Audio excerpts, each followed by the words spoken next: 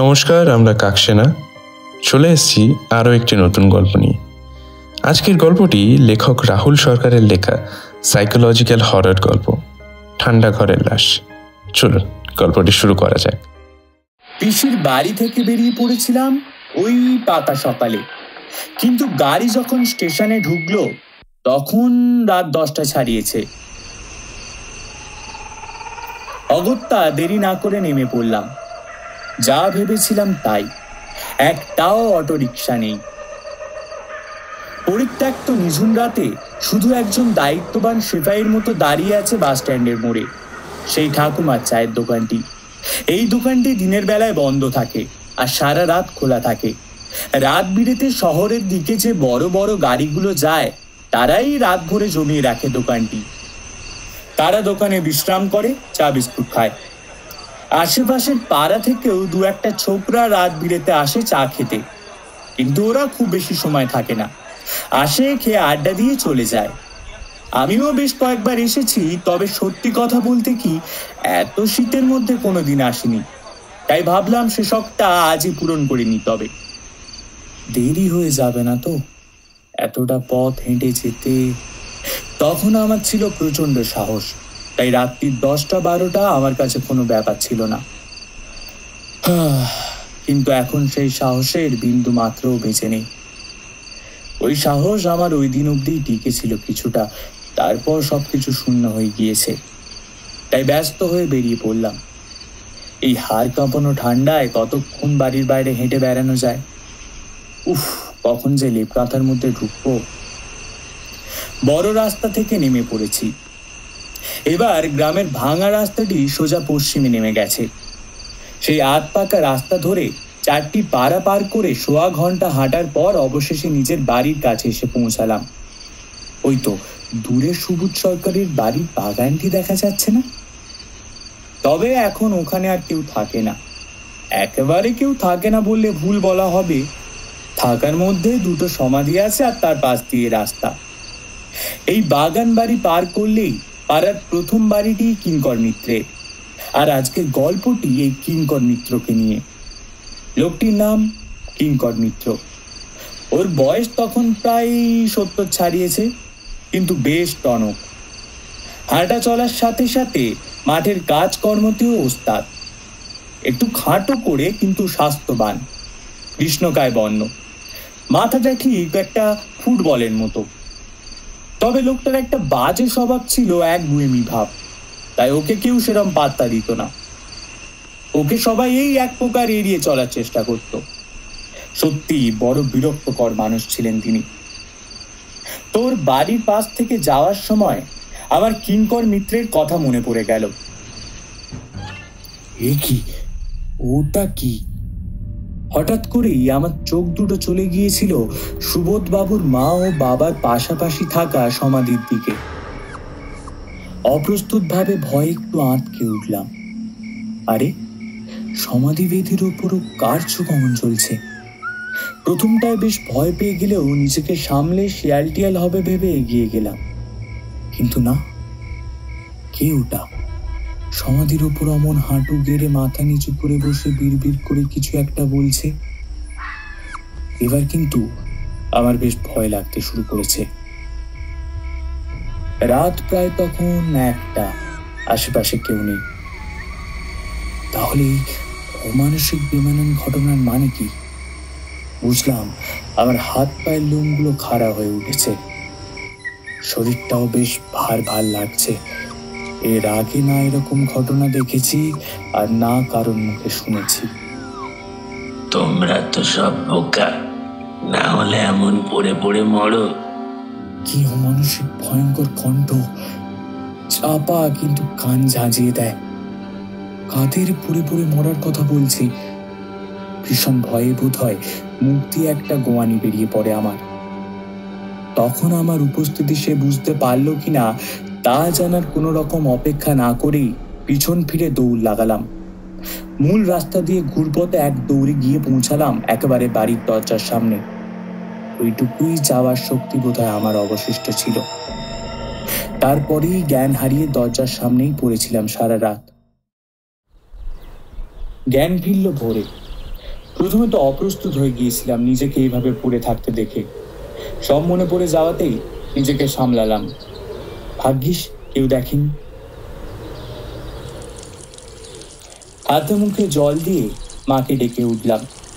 মা আমাকে বাইরে দেখে রীতিমতো হতভম্ব হয়ে জিজ্ঞাসা করলো, কি রে এখন তুই? তোর না কাল রাতে আসার কথা ছিল? আরে কাল রাতে ট্রেন ফেল করে বসলাম, তারপর আর কি। বারিশগঞ্জ স্টেশনের পুলিশ হোমে ছিলাম সারা রাত। আজ ফার্স্ট ট্রেন ধরে তবে বাড়ি ফিরলাম। কথাটা চেপে গেলাম মায়ের কাছে, কারণ যে বিষয়টা নিয়ে আমি নিজেই এখনো সম্পূর্ণ পরিষ্কার নই তা নিয়ে গ্রামে কথাবার্তার একটি বন্যা আসুক তার কারণ হতে চাই না। ওরে বাবা, বাড়িতে আরো বেশি শীত। উত্তরের হাওয়া শীতল করে দিয়েছে গোটা পরিবেশকে। শীতে কাঁপতে কাঁপতে চা নিয়ে গিয়ে বসলাম পরশদার বাড়ির সামনে পুকুরের পাশের ওই মাচার ওপর। আমাকে দেখলে চা হাতে পরশদা চলে আসবে, সে শীত হোক বা গ্রীষ্ম। সকালে এখানে বসে চা খাওয়াটা প্রতিদিনের একটা অভ্যাস। পুকুর থেকে শীতল হাওয়া পাক খেতে খেতে দৈত্যের মতো এসে সারা শরীরে যেন চেপে ধরেছে। কিছু কাঠ কুটো জোগাড় করে একটু আগুন জ্বালালাম। শীতের সকালে আগুন পোহানো তখন গ্রামের একটি ঐতিহ্য। এখন তো সব মুছে গেছে। ওই তো পরশদা আসছে, কিন্তু কই সঙ্গে তো একজোড়া মিষ্টি হাসি নেই। পরশদা সম্পর্কে একটু বলা দরকার। সে হলো আমার 12 মাসের সাথী। বন্ধুর মতোই আমরা মেলামেশা করি। পরশদার বয়সেই 32 হবে, কিন্তু চেহারার কাঠামো এবং উজ্জ্বলতার দরুন তাকে দেখে 27-28 বছরের বেশি মনে হয় না। কালকের ঘটনাটা কি বলবো পরশদা যদি বিশ্বাস না করে? তবে আমাকে কিছু বলতে হলো না। সমস্ত ভাবনার অবসান ঘটিয়ে পরশদা নিজে থেকেই বলল, বড় গন্ডগোল হয়ে গেছে রে ভূষ। আমার নাম ভূষণ। সেটাকে পরশদা ভূষ করে দিয়েছে। তার নামের অত্যাচার আমার সাথেও ঘটেছে, তবে কাছের লোক বলে অতটা অসম্মানিক বোধ করি না। পরশদা, ব্যাপারটা কি আমায় খুলে বলো তো। তুই পিসির বাড়ি যাওয়ার পর দিন থেকেই বিষয়টা একদম আমার মনের মধ্যে গেঁথে গেছে। এর কিনারা করতেই হবে ভাই, মন বড়ই চঞ্চল হয়ে উঠেছে আমার, ঠান্ডা করতেই হবে। এই তোমার কথার কিছুই বুঝতে পারছি না, ব্যাপারটা কি আর একটু খোলসা করে বলো। তুই যেদিন পিসির বাড়ি রওনা হলি সেদিন দুপুরে খাসির মাংস টাংস খেয়ে ভামটার কি ভীষণ বেকায়দা অবস্থা রে। বলে রাখি, ভাম কিন্তু কিঙ্কর মিত্রের ডাকনাম। ওরই ভামের মতো আচরণ দেখে পরশদাই এই ডাকনাম দিয়েছে। আমি অবাক হয়ে প্রশ্ন করলাম, তারপর তারপর কি হয়েছিল? তারপর বমি টমি করে ঘেমে প্রায় সে মরার মতো অবস্থা, নারীর টান উঠে যাওয়ার জোগাড়। শেষমেশ তো আমি বুদ্ধিটা দিলাম ওর বড় ছেলে পুষ্পকে ওই উড়ালপুলের সতল হাসপাতালে নিয়ে যাওয়ার জন্য। পরে শুনেছিলাম ভামকে নাকি ঠান্ডা ঘরে রাখা হয়েছে। ঠান্ডা ঘর মানে? ঠান্ডা ঘর হলো হাসপাতালে খুবই খারাপ অবস্থার রোগীদের রাখার একটি বিশেষ ঘর। ওই ঠান্ডা ঘরে শেষ রক্ষা আছে কোনো রোগীর পক্ষে। আমি যতটুকু জানি বেশিরভাগ ক্ষেত্রে এই বয়সের এত ইমার্জেন্সি রোগী বাঁচে না। কিন্তু ভাম কি করে বেঁচে গেল বলতো? ওর তো ব্যাটার বাঁচার কথাই নয়, কিন্তু তো এখন দিব্যি আগের মতো ঘুরে বেড়াচ্ছে। তবে কি জানিস তো, কিছু অস্বাভাবিক আচরণ আমার নজরে পড়েছে আজ বেশ কয়েকদিন ধরে। যেমন? শুনি কি অবস্থা। তবে শোন,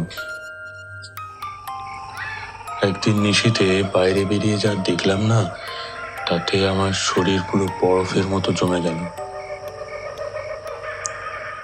চেষ্টা করেও জায়গা থেকে নড়তে পারলাম না, কিন্তু আমাকে তো দৌড়ে ঘরে যেতেই হবে। এই দৃশ্য আর দেখা যাচ্ছে না। সেদিন রাতে ভাম সুবোধবাবুর বাবার সমাধির উপর বসে একটা মনে হচ্ছিল যেন কার সাথে জমিয়ে খোঁজ গল্প করছে, কিন্তু ওখানে কেউ ছিল না। আর একটা জিনিস লক্ষ্য করেছি বুঝলি, ভাম কিন্তু এখন আর দিনের বেলা বেরোয় না, একমাত্র রাতেই বের হয় ঘর থেকে। রাত্রিবেলা আমি ওকে বেটা যেখানে সেখানে ঘুরে বেড়াতে দেখেছি।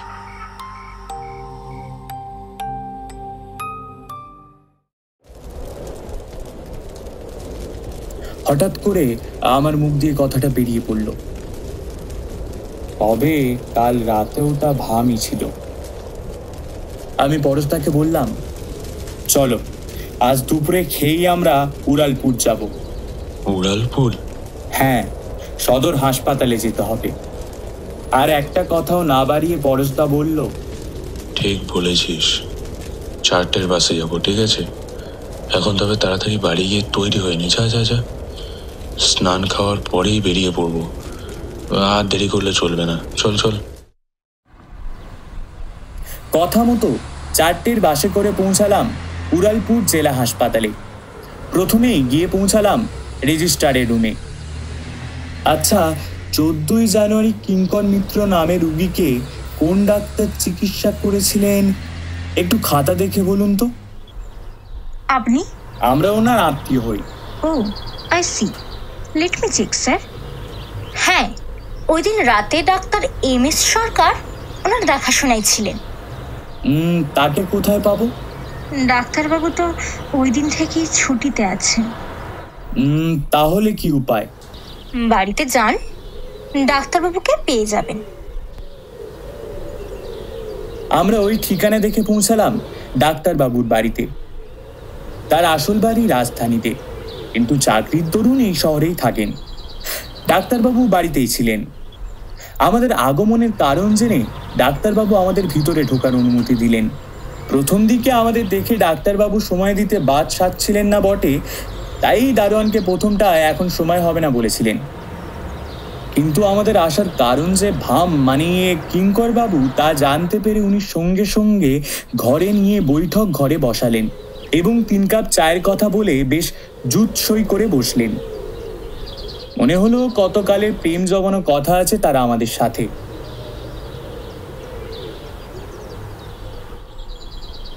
আমি 20 থেকে 25 বছর এ লাইনে ডাক্তারি করছি, কিন্তু এমন অভিজ্ঞতা আমার আগে কখনো হয়নি। ওই ঘটনাটির পর থেকে আমি এখনো অবধি ছুটিতে আছি। সেদিনের পর থেকে রাতের তন্দ্রা ব্যাহত হতে বসেছে। পুরো ঘটনাটি কাউকে বলতে না পারলে আমি বোধহয় আর বাঁচবই না। তোমাদের ঘটনাটি জানিয়ে আমি আমার মনের অশান্তি কমাতে চাই। সেদিন ছিল 14ই জানুয়ারি, শনিবার। লোকটির নাম কিঙ্কর মিত্র। বিকেল 4টে নাগাদ ভর্তি হলো এমার্জেন্সিতে। এই ধরনের রোগীর শেষ স্থান হলো ICUতে, তাও আশা কম। সিট ফাঁকা ছিল, তাই ওখানেই ভর্তি করিয়ে দিলাম। তারপর দায়িত্ব তুলে দিলাম আমার জুনিয়র ডাক্তার সেনকে। রাত তখন 9টা বাজে। আমার ডিউটি শেষ হবে, হঠাৎ মনে হলো কিঙ্কর মিত্রের খবরটা একবার নিয়ে আসি, তারপর বাড়ি যাব। আমি চললাম ICUর দিকে। কেমন যেন অভিজ্ঞতা থেকেই মনে হলো রোগীটি আর বেঁচে নেই। যে ঠান্ডা ঘরে ওনাকে রাখা হয়েছিল সেই ঘরে ঢুকলাম। রোগী একেবারে নীরব, নিথর, কোনো সাড়া শব্দ নেই। কাছে গিয়ে নাড়ি ধরে দেখি স্পন্দন একদম স্তব্ধ,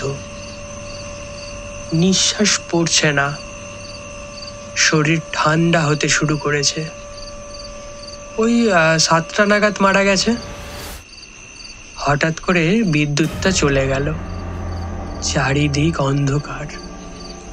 বুঝলাম মরাটাই এখন আমার একমাত্র সঙ্গী। এরপর মুহূর্তের মধ্যে লাইট চলে এলো। হঠাৎ একটা শুষ্ক কণ্ঠ শুনে চমকে উঠি। সে এক ভয়ঙ্কর কণ্ঠ, মশাই। ডাক্তার বাবু, আমায় ছুটি দিন, আমি একেবারে সুস্থ। দেখুন আমার হাত ধরে দেখুন।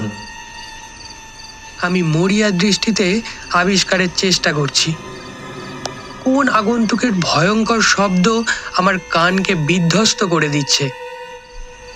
যা দেখলাম তাতে শিরদাঁড়া দিয়ে ঠান্ডা বরফের স্রোত বয়ে গেল। এ কি কাণ্ড! এ তো কিঙ্কর মিত্র বলছে, বেডে উঠে বসেছে। সে যে কি ভয়ঙ্কর দৃশ্য তা ওই স্থানে উপস্থিত না থাকলে বুঝতে পারবেন না। যাকে এক মুহূর্ত আগে মৃত বলে ঘোষণা করলাম, সে আমারই সামনে উঠে বসেছে, আমার সাথে কথা বলছে। আমি ভয়ে পাথরের মতো দাঁড়িয়ে রইলাম। এই অমানসিক ঘটনার কি ব্যাখ্যা করব বলুন তো? আমায় ছুটি দিয়ে দিন, আমি এখনই বাড়ি যাব। এই ঠান্ডা ঘরে আমি আর থাকবো না। এই কথাগুলো আমার প্রতি হুমকি ছিল। তারপর সে নিজে নিজেই উঠে হেঁটে হেঁটে সে বাইরে চলে গেল। আমি থ হয়ে দাঁড়িয়ে রইলাম। কখন কি হয়ে গেল কিছুই বুঝলাম না তখন। পরে আমার জ্ঞান ফিরল সকালে। কয়েকজন স্টাফ আর ডাক্তাররা আমাকে ওই অবস্থায় দেখে বেশ হকচকিয়ে ওঠে। ডাক্তারবাবু এখানে কেন? আমি ব্যাপারটা চেপে গেলাম, কারণ আমি জানতাম কেউ ওখানে আমার কথা বিশ্বাসই করতো না, বরং আমাকে পাগল আখ্যা দিত। আর তাছাড়া আমি নিজেই এখনো মানতে পারছি না, অন্যকে বলি কি করে। ডাক্তার সেন অবশ্য একটা প্রশ্ন করেছিল, স্যার কিঙ্কর মিত্র কোথায়? সে তো চমৎকার হয়ে গেছে। উনি সুস্থ হয়ে ছুটি নিয়ে কাল রাতেই বাড়ি ফিরে গেছেন। তবে আমার কথাটা যে ওর মনে ধরল না তা ওর চোখ দেখেই বুঝছিলাম। ডাক্তারবাবু, তার মানে কিঙ্কর মিত্র মারা গেছেন? তা আমি বলতে পারবো না, তবে উনি যে জীবিত নয় তা আমার এই 20 বছরের অভিজ্ঞতায় বারবার আমাকে আঙুল নেড়ে জানান দিচ্ছে। আপনাকে একটা কথা বলি, গ্রামে উনি রাতে সমাধিতে গিয়ে মৃত মানুষদের সঙ্গে বাক্যালাপ করেন, একা একা এখন শ্মশানে বন বাজারে ঘুরে বেড়ান। উনি যদি সত্যি কোনো মৃত প্রেতাত্মা হয়ে থাকেন তাহলে সেটা তো আমাদের গ্রামের লোকজনদের জন্য বিপজ্জনক। আপনারা এই ঠিকানাটা নিন, আজই গিয়ে দেখা করুন, দেরি করবেন না। এই ভদ্রলোক এক প্রেত বিশেষজ্ঞ। আমি এসব জিনিস অবশ্য মানতাম না, এখনো যে সম্পূর্ণভাবে মেনে নিয়েছি তাও নয়। সত্যি কথা কি বলুন তো, সমস্ত কিছু চোখের সামনে পরিষ্কার হলেও মনের মতাদর্শ পরিবর্তন করা অতটাও সোজা না। কারণ যে আলো চোখের ওপর পড়েছে তা তো আর মনের ওপর পড়েনি। কিন্তু এই বিষয়ে বিস্তর গবেষণা করেছেন। তিনি বলতে পারবেন আপনাদের সমস্যার সমাধান, কিন্তু মনে রাখবেন এতেও বিপদ আছে। ডাক্তারের বাড়ি থেকে বেরিয়ে চেপে বসলাম এক টোটোতে। বললাম, দাদা অগ্নিযক্ষের বাড়ি নিয়ে চলুন। ও, সেই তান্ত্রিকের বাড়ি? আচ্ছা, আপনারা বসুন। টোটোওয়ালা পুরো পথ নিঃশব্দে চললো আমাদেরকে নিয়ে, গিয়ে ছাড়লো আমাদেরকে এক লম্বা দিঘির পাড়ে। দিঘির আশেপাশে কোনো মানুষজন বাড়িঘর নেই। এখানে যে কারোর বাড়ি হতে পারে তার কোনো আশা নেই। পরশটাকে বললাম, এ কোথায় ছেড়ে গেল আমাদের, আর কি ভয়ঙ্কর জায়গা। এটা দিঘি নয় রে, এটা রঞ্জনা নদী। মানুষ একে দিঘিতে পরিণত করে দিয়েছে। সে হোক, নদী খাল বিল এসব নিয়ে গবেষণা করতে চাইছি না এখন। ওই যক্ষের বাড়িটি কোথায়? ওই দেখ দিঘির মাঝে যে টিভিটা দেখতে পাচ্ছিস, আরে ওই সাইড আমার আঙুলের দিকে তাকা না। হ্যাঁ, ওটাই হবে বুঝলি, কারণ ওটা থেকে একটা আলো দেখা যাচ্ছে। বাবা কি ভয়ঙ্কর বাড়ি, এর থেকে তো বাগান বাড়ি ভালো ছিল। বুঝলি বোস, ওস্তাদকে মাত দিতে হলে আরো বড় ওস্তাদের প্রয়োজন। শুনলেই তো, উনি এক ভূত বিশেষজ্ঞ, মানে ভূতের বাবা, তন্ত্রের রাজা। চল না, যাওয়াই যাক। কিন্তু বাড়িটি অমন অমানসিক কেন বলতো? পুরো যেন পুরো বাড়ি লাগছে। কি জানিস ঘোষ, মানুষকে ভালোবাসতে যেমন উপযুক্ত পরিবেশের প্রয়োজন হয়, তেমনি তন্ত্রকে ভালোবাসতে গেলেও উপযুক্ত পরিবেশ দরকার। তা না হলে তন্ত্রবিদ্যা রপ্ত করা যায় না। ভালোবাসা প্রাপ্ত করার থেকেও অনেক বেশি খাটনি এতে আছে। ভালোবাসা তো প্রায় সবাই রপ্ত করতে পারে, কিন্তু তন্ত্রমন্ত্র আর কতজন রপ্ত করতে পারে বল? এরপর আমরা অনেকক্ষণ ধরে চলার পর অবশেষে বাড়িটির সামনে এসে দাঁড়ালাম। দরজায় বারতিনেক টোকা দিলাম। গৃহস্বামী বেরিয়ে এলে তাকে আমরা কারা এবং আমাদের আসার উদ্দেশ্য বললাম। সব শুনে তিনি ভিতরে প্রবেশ করতে বললেন। আমরা ভিতরে প্রবেশ করলাম। ভিতরে সব মোটামুটি স্বাভাবিক। লোকটি বেশ রোগা করে, বড় বড় তার মাথার চুল, দেখে সত্যি তান্ত্রিক তান্ত্রিক মনে হয়। কিন্তু ডাক্তার তো বলেছিল পেট বিশেষজ্ঞ। আমি তো ভেবেছিলাম বেশ টাই স্যুট পরা কোনো ভদ্রলোক হবেন, কিন্তু এ তো পুরো এক আসল ওঝা মনে হচ্ছে। ও কিন্তু এখন বিশেষ কিছু ক্ষমতার অধিকারী। যদি জানতে পারে তোমরা ওর ধ্বংসের প্রস্তুতি নিচ্ছ, তাহলে তোমাদের জীবিত ছাড়বে না। তাই যা করবে সবার অজান্তেই করতে হবে।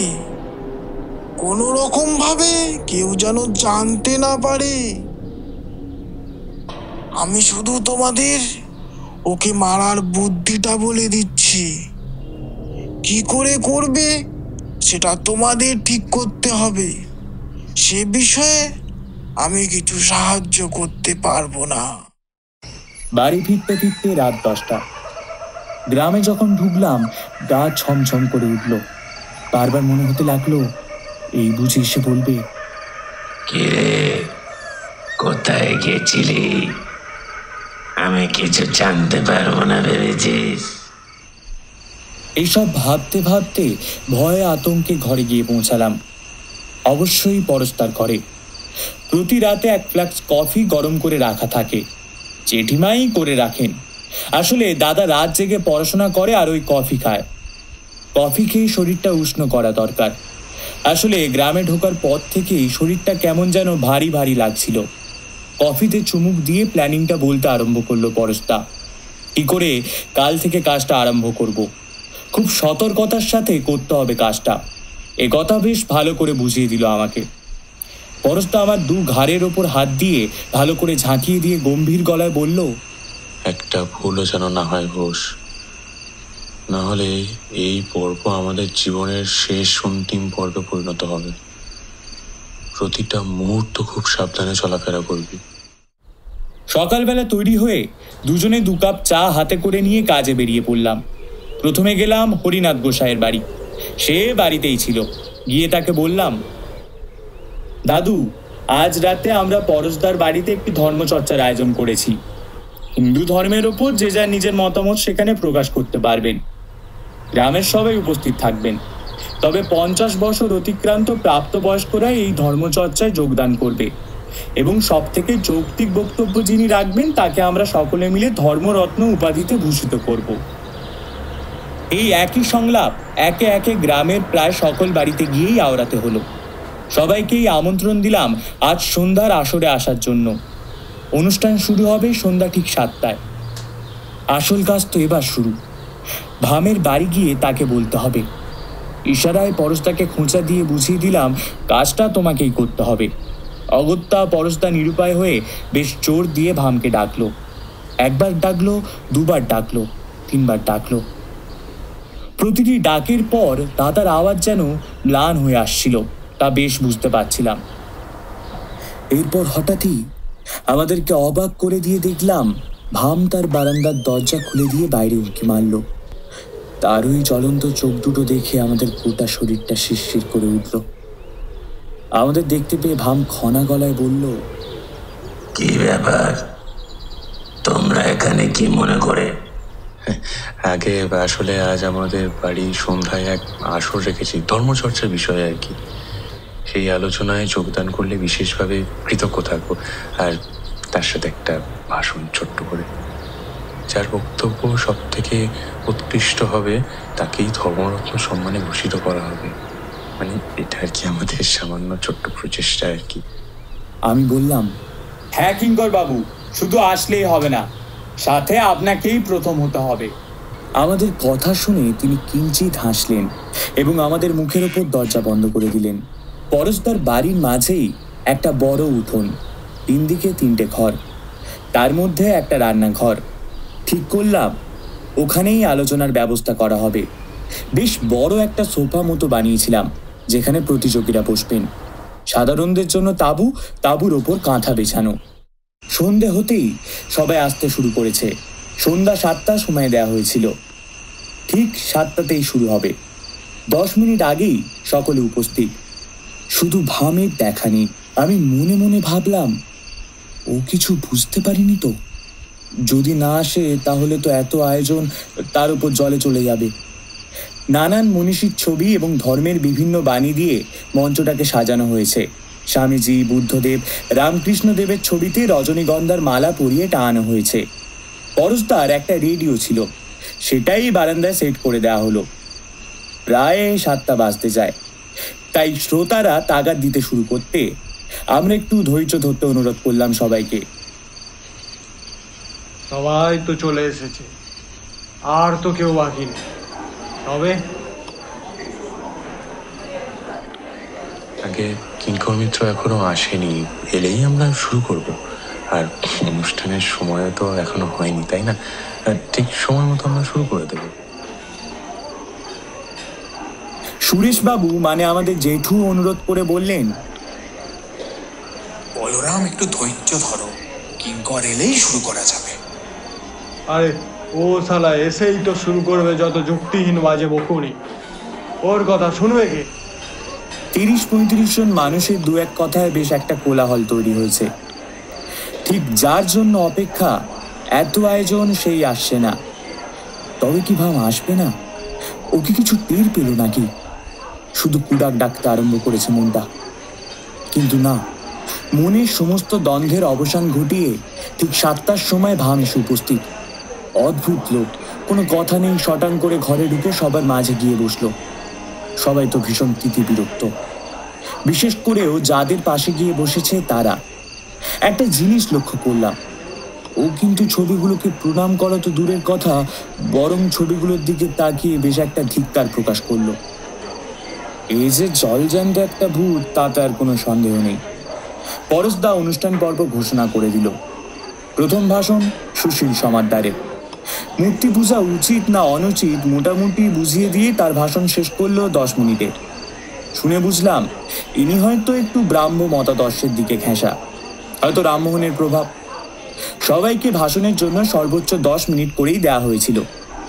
এইভাবেই একের পর এক ভাষণ শুরু হয়ে গেল। কেউ বেদ, কেউ গীতা, কেউ রামায়ণ, কেউ বা বৈষ্ণব নিয়ে তাদের মতামত পোষণ করলো। তবে আমার সবচেয়ে ভালো লেগেছিল 8ম স্থানে দেওয়া সুরেশ জেঠুর মতামত। সেই সবচেয়ে সুন্দরভাবে আসল হিন্দু ধর্মের আচার আচরণের উল্লেখ করে স্বকণ্ঠে ঘোষণা করলেন যে নানা চড়াই উতরাইয়ের মধ্যে দিয়ে যাওয়া হিন্দু ধর্মের আদর্শ প্রতিফলন শ্রী শ্রী ঠাকুর রামকৃষ্ণ এবং স্বামীজি প্রদর্শিত পথেই আছে। তাই আমরা তা মেনে চললেই এই সমাজে ধর্মের উন্নতি সর্বাধিক। এ ছিল একেবারে আমার অন্তরের কথা। এই জন্যই সুরেশ জেঠুকে আমার এত ভালো লাগে। পাক্কা 2 মিনিট হাততালির পর শান্ত হলো সভা। তাও পরশদাকে শান্ত করতে হলো সভার পরবর্তী বক্তা বাবলু সাহার নাম ঘোষণা করে। আমি মনে মনে বললাম, পুরস্কার তো সুশীল জেঠুই পাবে, এর উপরে আর কোনো ভাষণ হয় না, আর হবেও না। কারণ এর পরের নামগুলো তো কয়েকজন অপ্রাসঙ্গিক কথাবার্তা বলা লোকে। এরা নিজের স্বার্থ ছাড়া কিছুই বোঝে না। বাস্তব অভিজ্ঞতা এদের সেরকম কিছুই নেই। ভালোবাসন কি করে দেবে? আসলে ভালোবাসন দিতে গেলে তো ভালো কিছু অভিজ্ঞতা অর্জন করতে হয়। আর সেই অভিজ্ঞতা আসে ভালো কাজের মাধ্যমে। ভাষণ তো কোনো কৃত্রিম বিষয় নয় যে মুখস্থ করে এসে দেয়া যায়। ভাষণ আসে নিজের জীবনের কর্মকাণ্ডের প্রতিফলন থেকে। এরপর এলেন সীতারাম বক্সী। তিনি হরে কৃষ্ণ বলে শুরু করে আবার রাজনীতির কথা শুরু করলেন। সর্বনাশ, ধর্মালোচনায় রাজনীতি আলোচনা! ও উনি তো আবার এই পার্টি টাটি করেন।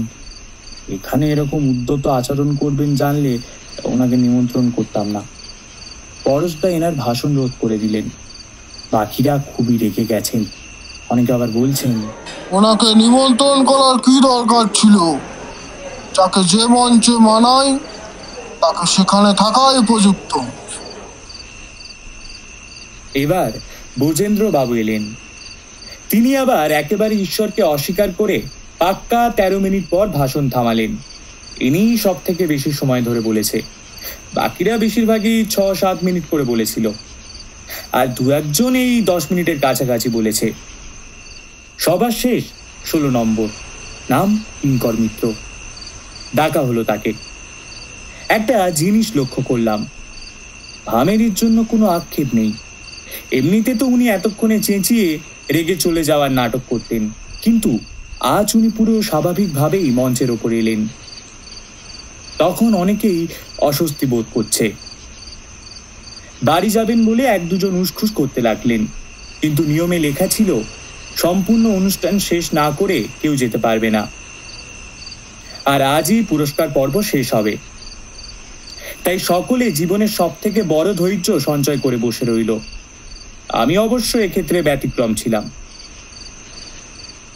যা গিয়ে কাজটা শুরু করে দে। এই রে, আমি তো ভুলেই গিয়েছিলাম। দাঁড়াও, এখনই যাচ্ছি। একটা কথা বলা দরকার, সবাই যাকে বেশি ভোট করবে সেই হবে আজকের ধর্মরত্ন।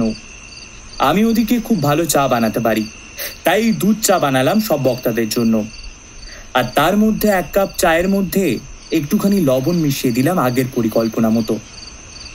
ঠিক 10 মিনিট পর চা নিয়ে গিয়ে দেখি ভামের ভাষণ একেবারে 10 মিনিটে শেষ। অবাক কাণ্ড! ভামের আবার কবে থেকে সময় সচেতন আসলো? সত্যি প্রেত হলে কি মানুষের ব্যক্তিত্ব এত সুগঠিত হয়? আরেকটা ব্যাপার দেখে থমকে দাঁড়িয়ে রইলাম। হাততালি শুরু হয়েছে কিন্তু থামছে না। সবাই ভামকে প্রণাম করছে। যাকে এত অসুবিধা, যার কথায় কান ধাঁধিয়ে দেয়, তার ভাষণে পরশদা পর্যন্ত উঠে দাঁড়িয়ে বলছে, আপনারা নিশ্চয়ই বুঝতে পেরেছেন, আজকের সভা ধর্মরত্ন উপাধি পাচ্ছেন স্বয়ং কিঙ্কর মিত্র মহাশয়। হ্যাঁ? পরশদা বলে কি? পাগল হয়ে গেল নাকি? ও কি এমন ভাষণ দিল যে স্বয়ং ধর্মরত্ন বলে ঘোষিত হলো? আমার মাথা কাজ করছে না। এবার ভাষণ না শোনা স্বাধীনতা সবচেয়ে বড় আফসোসের কারণ হয়ে দাঁড়ালো। ইস, কি বললো শুনতে পেলাম না আমি। যা আফসোস হচ্ছিল, কোনোদিনই তো আর ভূতের কণ্ঠে ভাষণ শোনার সৌভাগ্য হয়নি। আজই ছিল শেষ সুযোগ, তাও হাতছাড়া হয়ে গেল। বুঝলাম ডাক্তারবাবু বলেছিলেন সাধারণ মানুষের থেকে অশরীর ক্ষমতা অনেক বেশি থাকে। তাই আর অবিশ্বাস হলো না। ভ্যাবাচাকা খেয়ে অপ্রস্তুত হয়ে দাঁড়িয়ে আছি চায়ের ট্রে হাতে নিয়ে। নজর রয়েছে কিন্তু আমার কেবল কোণের লবণ দেয়া চায়ের কাপের উপর। কিঙ্করবাবু প্রথম হয়েছে, এই সুযোগ, ওনাকে ধন্যবাদ স্বরূপ এই কাপটা দেব। এরই মধ্যে বলরাম বাবু এসে হঠাৎ করে বলল, দাও, চাটা দাও। সঙ্গে সঙ্গে ওই চায়ের কাপটি ওনার হাতে দিতেই মস্তিষ্কে বিদ্যুতের মতো চমক খেলে গেল। যা, এ কি করলাম আমি? পরশদা আমাকে আর ছাড়বে না।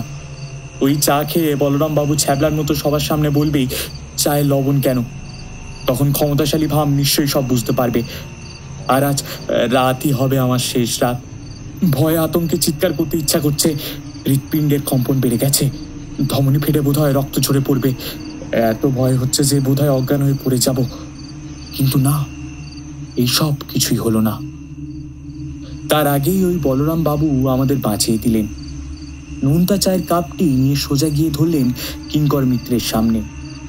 আপনাকে আমার হাত থেকে চা নিয়ে খাওয়ার সুযোগটা আমাকে অন্তত অর্পণ করুন। কিঙ্কর মিত্র নিঃসন্দেহে চাটা নিল। ওরে বাবা, যেন মনে হলো জীবনের সবচেয়ে বড় বিপদটা কেটে গেল।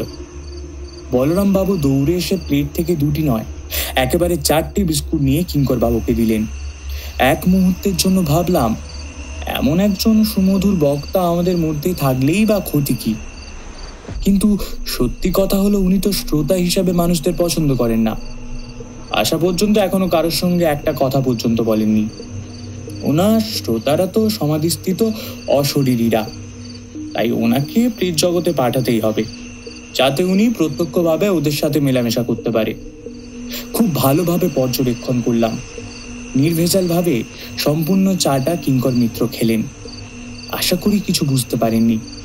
ভূতের যেমন বিশেষ বিশেষ ক্ষমতা থাকে, তেমনই হয়তো বিশেষ কিছু ক্ষমতার থেকে তারা বঞ্চিত হয়। যেমন জীবের স্বাদ শক্তি কমে যায়, তাই হয়তো কিছুই বুঝতে পারেননি। ইতিমধ্যে পরশদা অনুষ্ঠানের 2য় পর্ব শুরু করে দিলেন। স্পষ্ট শুনলাম বলরাম বাবু সবাইকে বলছে, কাল থেকে আমরা কিঙ্কর মিত্রের বাড়িতে গিয়ে ধর্মজ্ঞান নেব। আমি মনে মনে বললাম, সে গুড়ে বালি, সে আশা করি কোনোদিনই তোমার মিটবে না। খুবই ঘটা করেই কিঙ্কর মিত্রকে ধর্মরত্ন উপাধিতে ভূষিত করল সুশীল জেঠু। এখন আমার সবকিছু অর্থহীন বলে মনে হচ্ছে। আসল কাজ তো হয়ে গেছে, তাই এবার এসব দেখে আমার বিরক্ত হওয়ার কথা, কিন্তু কেন জানি হচ্ছে না।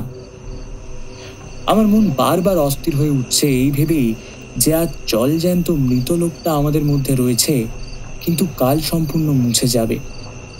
কিঙ্করবাবুর ব্যক্তিত্ব সম্পূর্ণ বদলে গেছে, আর এমন একজন উচ্চ ব্যক্তিত্বের মানুষ থাকলেই বা ক্ষতি কি। মনের মধ্যে দ্বন্দ্ব শুরু হয়ে গেছে। প্রেত এত প্রিয় হয়ে উঠেছে, এও কি সম্ভব? রাত 11টার মধ্যে সবাই যে যার বাড়ি চলে যায়। সবার প্রথমে কিঙ্কর মিত্রই গিয়েছিল। আজ আর সমাধিতে যাবে না বোধহয়। এতগুলো নতুন মানুষ ভক্তকে সময় দিয়েছে, বাড়ি গিয়ে শুয়ে পড়বে নিশ্চয়ই, তবেই শান্তি। বুঝলি বোস, তোকে আর আজ বাড়ি গিয়ে কাজ নেই, তোকে আর যেতে হবে না। তুই বরং এক কাজ কর, আজকে আমার কাছেই থেকে যা, তাহলে রাতে কিছু হয় কি না বুঝতে সুবিধা হবে, বুঝলি? আমিও তাই করলাম, কিন্তু রাতে আর ঘুম আসছে না। কত রকম সব দুশ্চিন্তা, যদি এতে কাজ না হয় তবে। আবার কখনো মনে হতে লাগলো, এই বুঝি কিঙ্করের পেট দরজায় এসে এক্ষুনি আমাদের ডাকবে।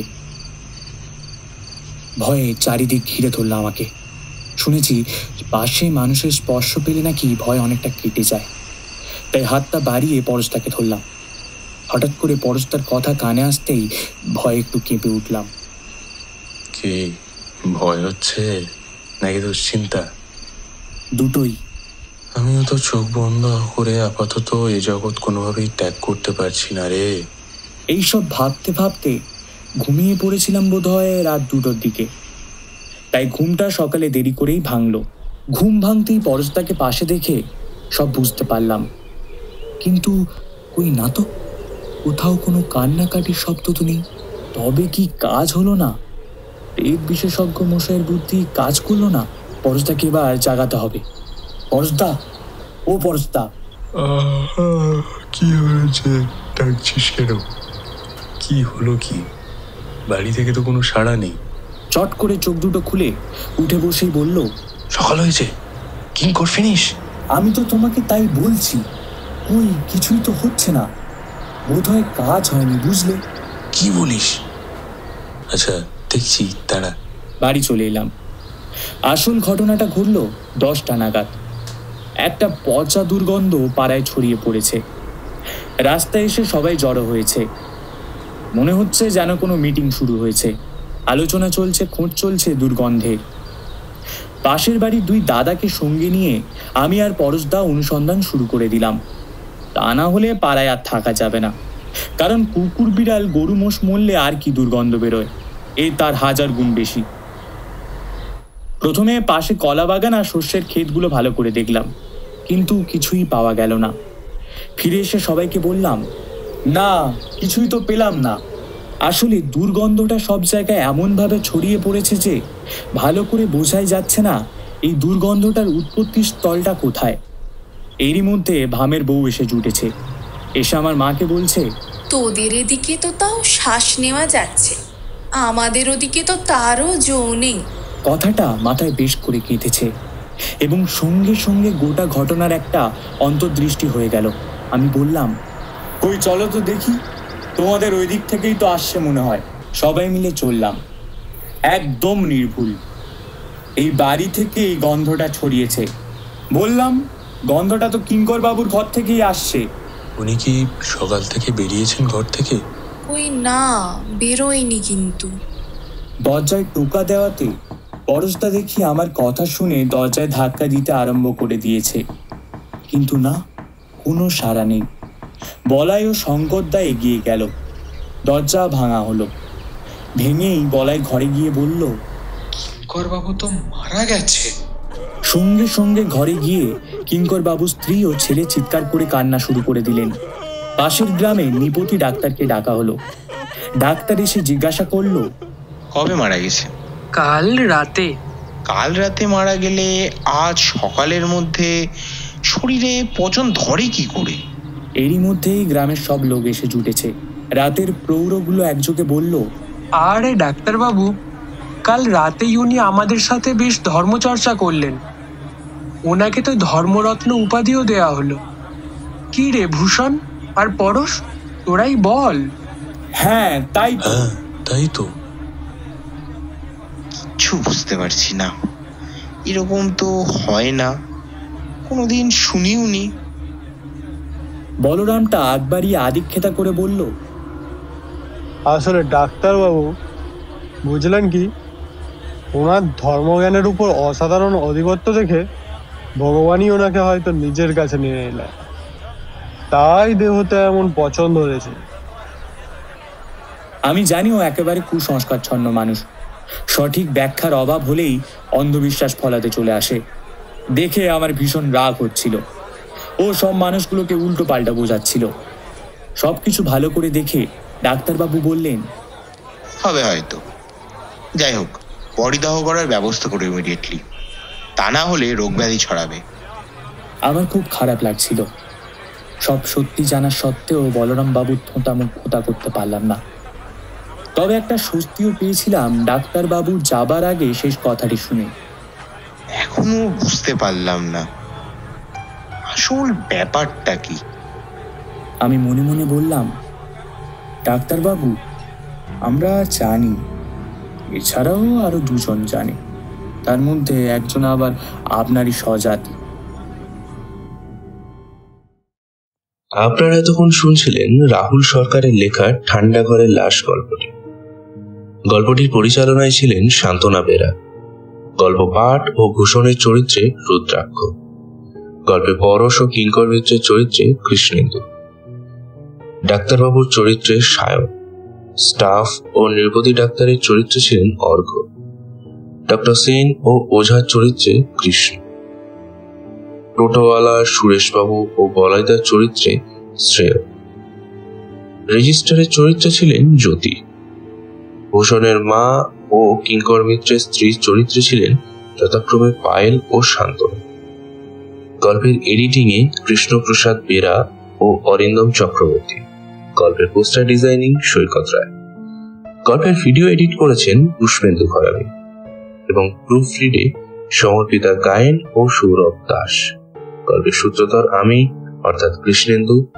আগামী সপ্তাহে ঠিক এই সময় আমরা আবার হাজির হব আরো একটি নতুন গল্প নিয়ে। আর এরপর থেকে কোথাও কাক দেখলে ভাববেন আমরা আপনার উপর নজর রাখছি। সবাইকে শুভ কাক রাখছি।